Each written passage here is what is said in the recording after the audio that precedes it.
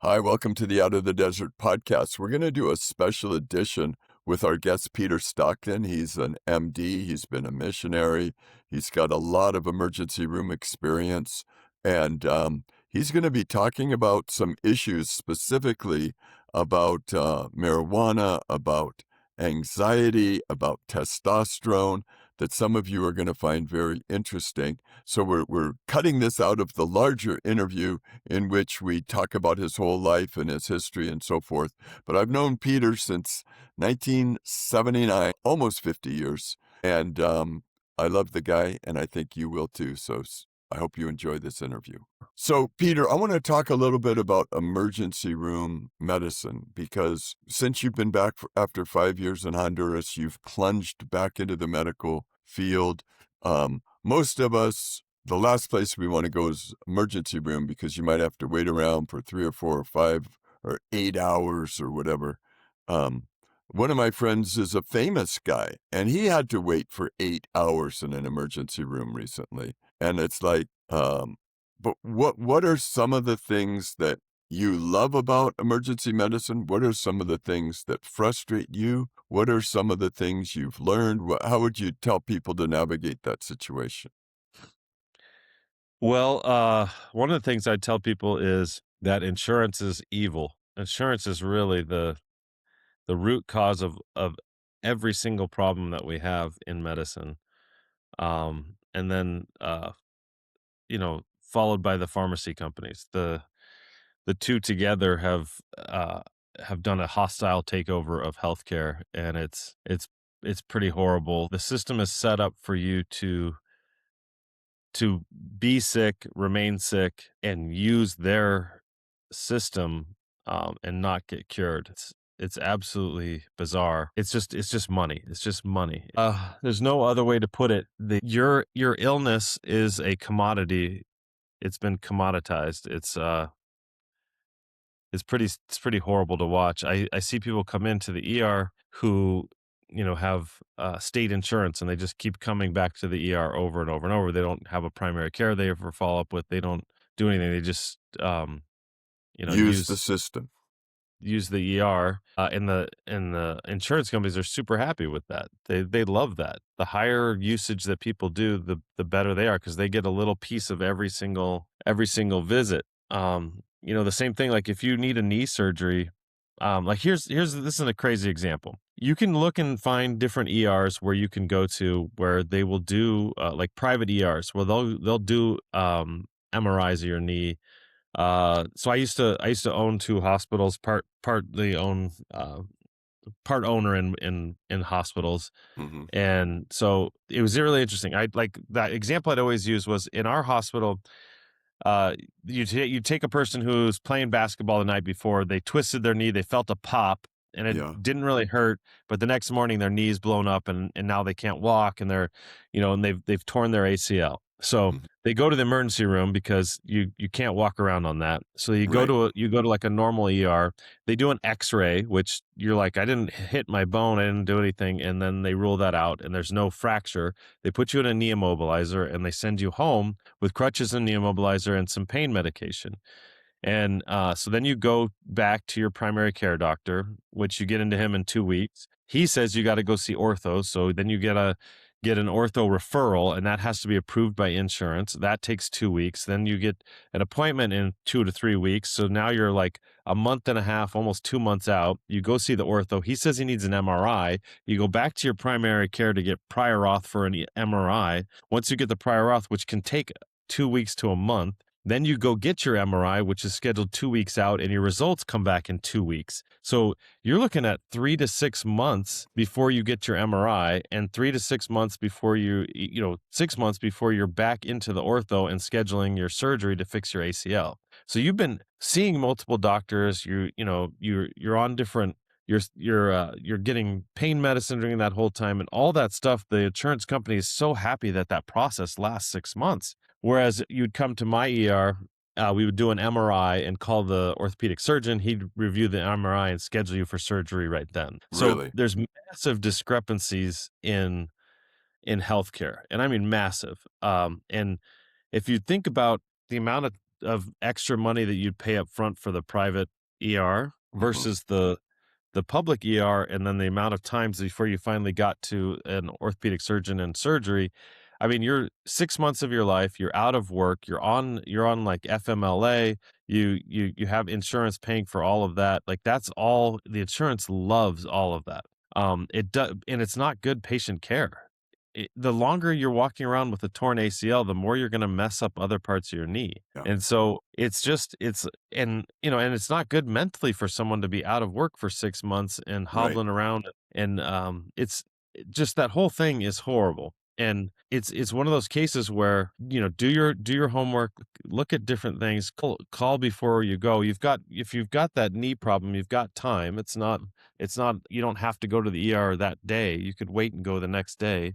But it's absolutely insane that you go to a private ER, be seen the same day, scheduled for a surgery and get an MRI all on the same day, and pay probably 3 or 4 thousand dollars for all of that.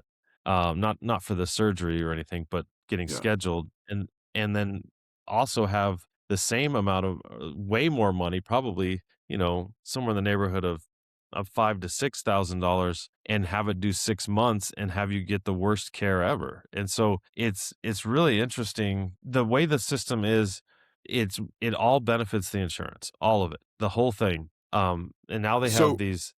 when you say private, versus public, most of us don't even know that distinction. What is Well, what is the distinction? it's probably I probably that's probably actually a misnomer. I shouldn't say public versus private, but if you look at uh so like the three big there's four big major hospital chains in Phoenix. There's Mhm. Banner, there's Dignity, there's Honor Health, and there's Abrazo. Those are probably Yeah. the four Yeah. big ones. Right. And Right. if you go to any of those, you enter their system, and their Yeah. system is there to promote insurance. If you go to like East Valley Emergency Room, Phoenix ER and Medical Hospital, there's multiple other ones, but those are the two that I was involved with. They're not associated with any of those big systems, and they're there for the patient. They're run by emergency physicians. They're owned by emergency physicians, and it all of the focus is at the bedside. All the focus is right there for the patient. The resources are there for the patient. Why wouldn't everybody do that automatically? Is it because their insurance is only accepted at the big place and not the little place? Yeah, so the little places are out of network, right? So Okay. they're not affiliated with the insurance companies, and it's really the No Surprises Act is the thing that has the insurance companies tried to claw back and get those out of network prices down, but what they're really trying to do is put them out of business. There's I can go through the whole thing with you with it, which is just Mhm. insane.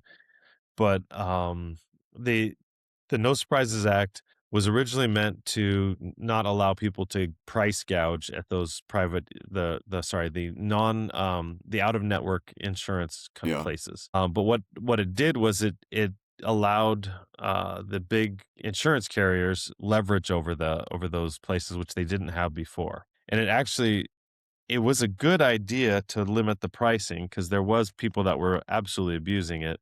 The problem is it was an overcorrection, and the insurance company used it to not reimburse those places for years and try and put them out of business. In fact, what they did with our hospital was they decided they were just for 6 months they were going to figure it out, and they Mhm. were not going to do any reimbursement to us for six Wow. months. Well, which could just about destroy your business, right? And it just about did. I mean, we hung on by our fingernails and finally got back up to profitability after suing them repeatedly, and then we had some independent resolutions. So these court systems were set up as an amendment to the No Surprises Act to resolve these issues because the insurance company was defaulting on so many payments. It was crazy. And then they were doing things like they were trying to in the No Surprises Act, there was a clause that said that it had to be the median of the three hospitals, median rate reimbursement of the three hospitals around you, or Mm. the lowest contracted rate. And we had contracts with people that were at really low rates, like Mhm. basically.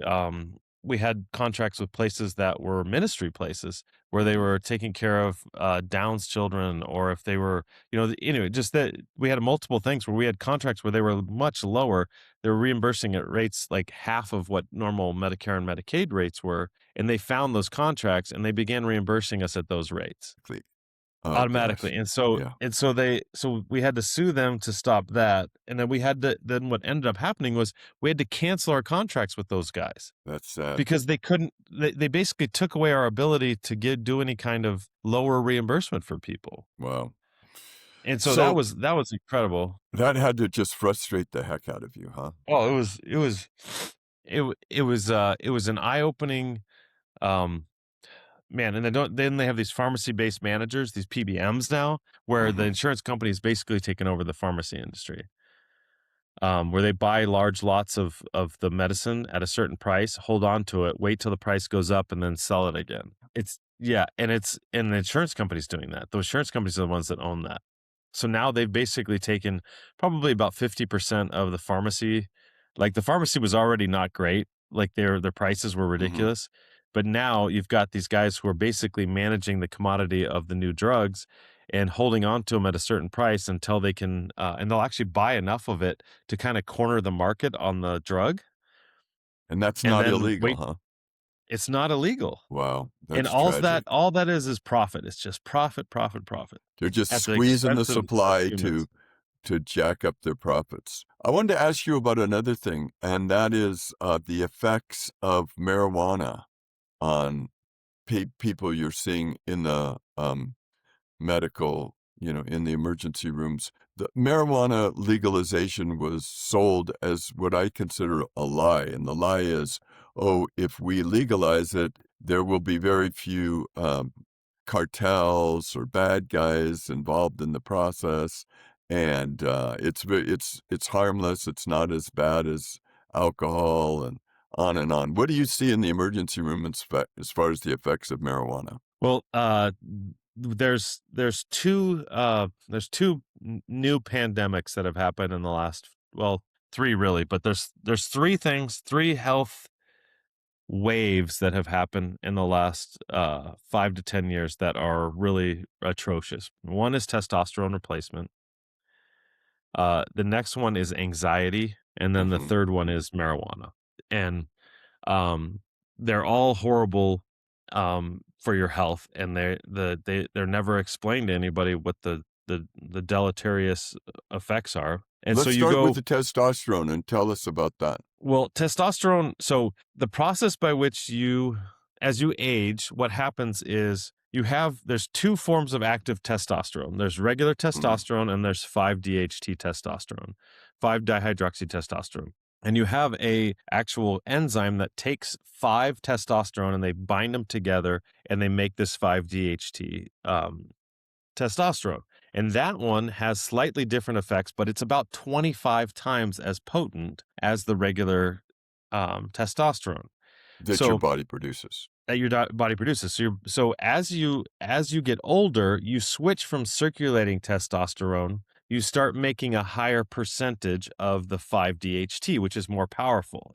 It binds longer and has greater effects downstream. Mhm, So what happens is the too much testosterone actually is hard on your heart and it causes stroke and cardiovascular risks, so like MI risk. So as you get older, your testosterone wanes. By about age 30, you're mhm, now converting it to this 5-DHT. mhm, And so the rate of activity of testosterone stays the same, but your testosterone goes down and your 5-DHT goes up, which is uh-huh, cardioprotective and neuroprotective. So it's what causes you to go bald and what causes you to get like nose hairs and ear hairs and things like that. mhm. So that's what this does, but it's cardioprotective.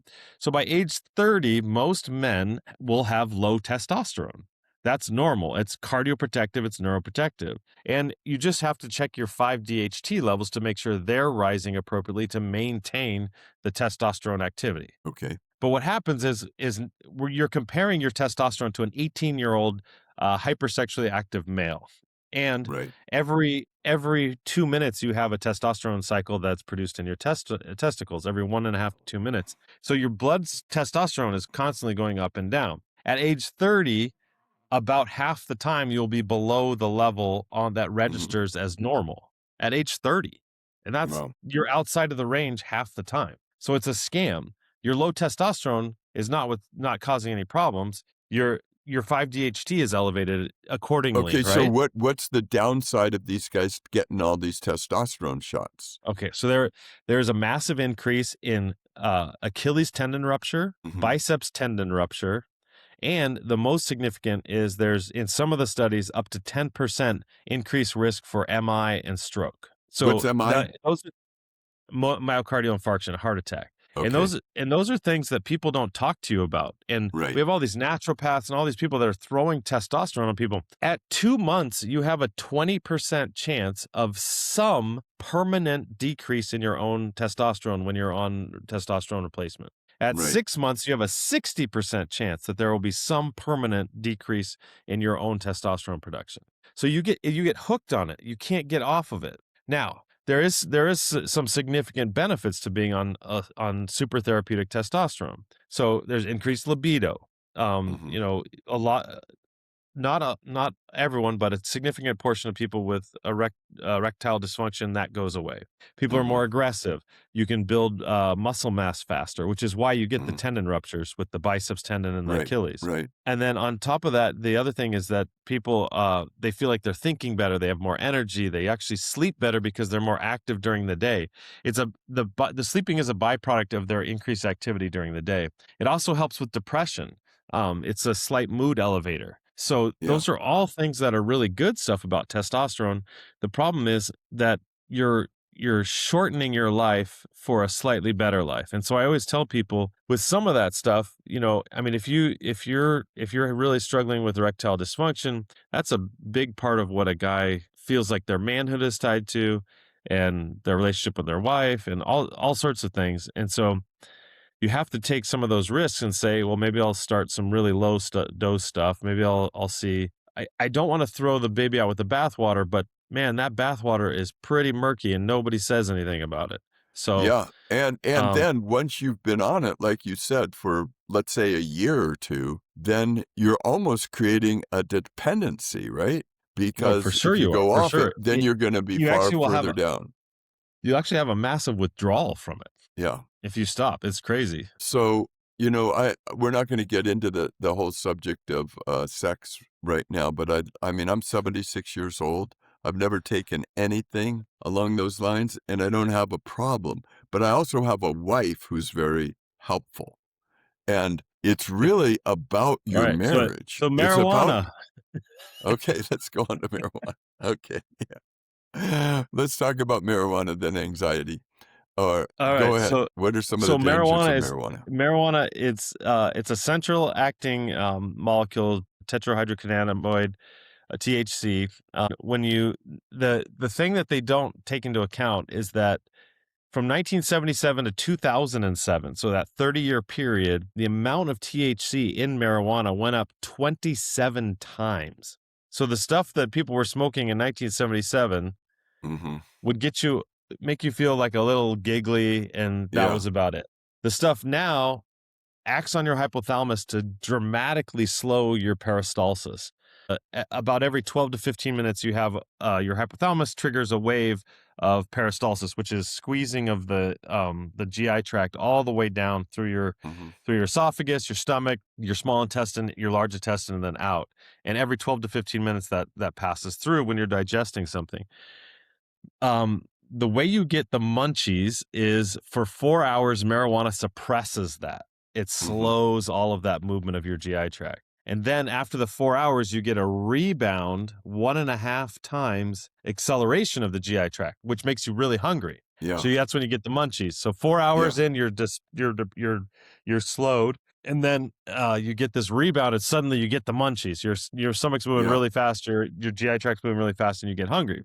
Well, the same mechanism that now does that, the side effect is it will actually depress your GI tract, and then at 4 hours, you'll have this rebound anxiety as well because it's an anti-anxiety medicine too. Mm. So now you have to smoke more, but that depresses your GI tract. And if your stomach ever gets to the point where it stops emptying after 2 hours, which the marijuana potency is high enough that you can do that, then it triggers a response in your hypothalamus as well that there's probably a toxin in there that's causing your stomach to be paralyzed, and so you throw up. Yeah. So we now have this new plague called cannabinoid hyperemesis syndrome, and it's where people smoke so much of the high dose marijuana uh like the what do you call it, the big marijuana shops now, the dispensaries, that is so powerful and so potent because it's even more than 27 times now. When you smoke it, it completely locks your GI tract down, and your stomach is not emptying, and so you vomit, and you can't stop vomiting. And then what happens is you start to withdraw from the marijuana, and then your GI tract goes so fast that your stomach actually hyperfibrillates, and it's not emptying, and you're still vomiting. So Well, people get this vomiting syndrome where their stomach feels like someone's stabbing them in the stomach, or like their stomach it's like a so cage here's what of pain. I quit smoking marijuana in 1970, right? Long time ago when it was not as potent. But after um, several months of smoking marijuana several times a day, I would wake up and throw up every single morning, first thing, before I would eat breakfast or anything, I would throw up. And that is part of that syndrome you're talking about, isn't it? Yeah, so heavy use causes a stalling of your stomach, which triggers a response to vomit, which then goes into usually people don't smoke because they're vomiting, and then they go into actual withdrawal, which causes a hyperfibrillation of the stomach muscles. You got three different bands in your stomach that go different ways to help mash the food up, and that hyperfibrillation causes a lack of stomach emptying, which then triggers vomiting again. And people vomit for 5 days. Every Wow. time they put food in their mouth, they just throw it right up. And we use major antipsychotic medications to get them under control in the ED. And I'd say I see cannabinoid hyperemesis syndrome, 2 patients a day out of the 30 patients a day I see. Two of them are cannabinoid hyperemesis syndrome. And that's just in one ER in one little place in the whole valley. So, Yep. how about the psychosis element that with a certain percentage of people, the high potency marijuana is triggering what becomes schizophrenia, what can become bipolar illness, and all the rest. The other, I mean, that that seems to be a little bit rarer, but it is a possibility with any of these psychoactive medications. If you have an underlying potential to Condition, right? have Yeah, schizophrenic, like usually a genetic predisposition, like you've got a bad family history, right. those kind of psychoactive medications, any of those can trigger psychotic breaks. I mean, I have people come in on meth all the time who are now schizophrenic because of all the meth that they've done. Um, there's a famous experiment in San Francisco where they gave this dopaminergic medicine that was a designer drug to a bunch of people I believe it was in the 80s, and turned them all schizophrenic permanently. Really? Had like 27 people at a party all became schizophrenic from this one drug. And Yikes. that's how we found out how schizophrenia works. How does it work? What's going on there? It's a dopamine mediated process where you have a dysregulation of your dopamine production, and it causes hallucinations, specifically auditory hallucinations. So people are hearing voices constantly, command voices telling them to do things, talking to themselves. They're actually talking to somebody, but that person's not there. They start withdrawing. They don't make eye contact. They don't want to be around They people. They get actually paranoia. believe that the stories that are going on in their head, these different thoughts are real when they're not real, and that Yeah. they misrepresent they become afraid people are chasing them, people are dangerous, and, I've got people close to me with schizophrenia, and it's very, very sad, very The sad. paranoia symptom is particularly bad. They think that they come up with these fantastic reasons for things that, aliens are taking over their brain, or people around them have been replaced. There's a syndrome that's off of that's similar called Capgras syndrome, which is interesting too. Anyway, So I think the basically, what we're talking about is that with whether it's marijuana or whatever it is, there is a certain percentage of people that these kind of things trigger, and when they trigger you, you're gonna have some big, big problems, and people need to be aware of those dangers. yeah, and it can be permanent too. Is the other thing Yeah. that's important to remember. So, So um, you've also said that anxiety disorder is a major issue, and it seems to be an increasing problem in our society. Talk to us about that. so I'd say 35% of the visits to the emergency room have a component or a main complaint of anxiety. 35%, a third, That more is than huge abdominal pain, because more than abdominal pain. we would think that the main reason people are in there is that they just cut themselves badly or they broke their arm suddenly or whatever. But tell us how's that manifesting? What are people experiencing? What have you So learned there? I have, the kind of the classic patient is a young man or a young female, age 20, 19, uh, but under age 30, but can go up to age 40. They come in and they have chest palpitations and they have Mhm. tingling in their fingers or tingling in their hands or tingling around their mouth. And they're having these panic attacks where they have a complete, it's really sad. It's a complete lack of coping mechanisms. So that's the root cause is they can't deal with anything. They're overwhelmed by life at a basic level. Is it They get a because flat they've tire. pushed themselves over the edge? Is it because they're because that's what my counseling experience tells me, is that people are living at an unsustainable pace. They're going No, 7 days a no, week. They're no, no. non-stop Uh, stimulation. that's that's a different generations. You know, Older people. Mo yeah, 60 and above. These guys are they are intolerant to stress. They have no Mhm. stress tolerance at all. You know, they they haven't studied for a test, so they turn into shambles. They curl up in the fetal position and cry for 5 hours and then decide that they can't breathe, and then they get chest pain and they'll actually it's so I'll walk you through what a panic attack is. It's a persistent thought that they can't get rid of. I'm going to fail this test. I'm going to fail this test. I can't study enough for this test. I'm not smart enough for this. I can't do this. I'm going to fail this test. Start breathing rapidly. Their the rapid respirations start doing Their a heart's going chemical like change. crazy, right? Not Yeah. yet. They start breathing rapidly because they're triggering their fight or flight response. Their brain is seeing a Mhm. threat, right? And so they start rapidly breathing. So the rapid breathing causes a change in the pH of their blood. They go from slightly acidic to slightly more. They're not actually basic, but because you stay at a slight you're at a slight acidity so that you become slightly basic. And when that happens, your body starts trying to respond. So now you're in full panic. Your heart starts going elevated. You start getting tingling in the ends of your fingers because you're changing the pH of your blood. So now you decide, okay, now my heart is going fast. Something's wrong with me. I've got tingling in my fingers, so I'm having a stroke or I'm having a heart attack. I start getting Yeah. chest pains because I'm getting actual spasms in the chest wall from rapid breathing. It's literally an Mhm. overuse injury in your chest. It's usually one side or the other, right along the sternal border. It's called TIETZE syndrome, teat syndrome, or costochondritis from overuse. It's super common. And then their feet start tingling, their hands tingling, they start tingling around their mouth, which is all the end capillary beds, which are highly affected by the change in the pH from the rapid breathing. And then they'll get something called carpal pedal spasm, where their hands will literally go like this and their Yeah. feet will start pointing, and that's the pH of your blood is so bad. So now you're having chest pain, you can't move your arms, you're fully freaking out, you're spiraling out of control, your respirations are 40 times a minute. You have really good oxygenation, but your CO2 levels are so low that your nerves aren't working, and then you actually get to the point where you pass out. You completely pass out, and then you'll have this hypoventilation, which is crazy. Your body will start doing respirations 4 to 6 times a minute, and then you'll Wow. totally recover. It's not dangerous in any way other than that, you could when you pass out, you could fall and hit something. But people have them So when how they're do you treat driving, people. somebody? How do you treat somebody when they come in like this?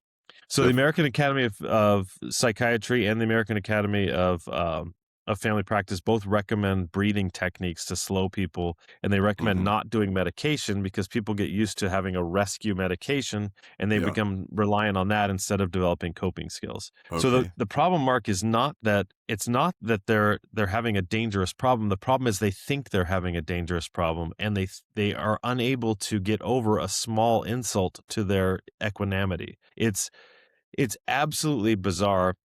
Um, And how so many frequent people is think this? How frequent is this? 30% of my visits. Are you kidding? Which are Yeah. you're saying that you see people like this in their 20s and 30s 5, 7 times a day in one emergency as Yes. And a lot of times people who are like 40, 45, who have heart problems will also develop anxiety about their heart problem, and they'll feel the smallest twinge and they'll go into a panic attack, and they'll come in, and now I have to differentiate, is this really another heart problem or is this their panic Right, attack? right. And So half the time it's a panic attack. It's insane. People cannot cope with life. It's why people do marijuana. It's why people drink. It's why people, I mean, pick your vice. It's they're unable to deal with their life, and so they try these escapes, and it's absolutely insane. We have at this time in the United States, according to what I know from my life, more people are unable to deal with their stress from a normal life than ever before. We have an so entire learned helplessness. so these 20-something-year-olds that are experiencing these kind of panic attacks, are these successful people? Do they have a regular job? Do they work hard? Or they're just sort of hanging out at home and living off their parents or living off some money in an apartment with some friends? They're not really highly functioning, is what you're saying too. No, I mean that they're continuing to devolve in their usefulness for society. So I bet most of these people have porn issues. They spend a lot of time in front of the screens. I bet they have been using marijuana and other kinds of drugs recreationally because all those things give a false sense of fulfillment with no actual accomplishment. And the longer you go through life with no actual accomplishment, the more dangerous you are. And parents are afraid to draw the line on their kids because, well, they'll be homeless if I kick them out or whatever. And it's totally that. It's so the I mean, part of it is, I think a significant part of it is the parents. They've guarded the child from any kind of poor stimulus. Like I always tell people that I'm raising my girls to take over the world. Uh, Like that's their job, is to go out and to make significant changes in this world. And it starts at home. They have to be capable. They have to be independent. They have to be confident. You know, they can fall from the second step. You just don't let them fall from the 20th step, right?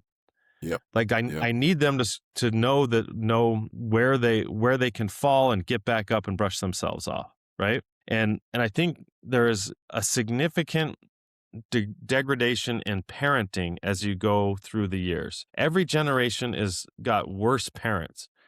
There's a model that I like showing people. In fact, let's see if I can do it just so.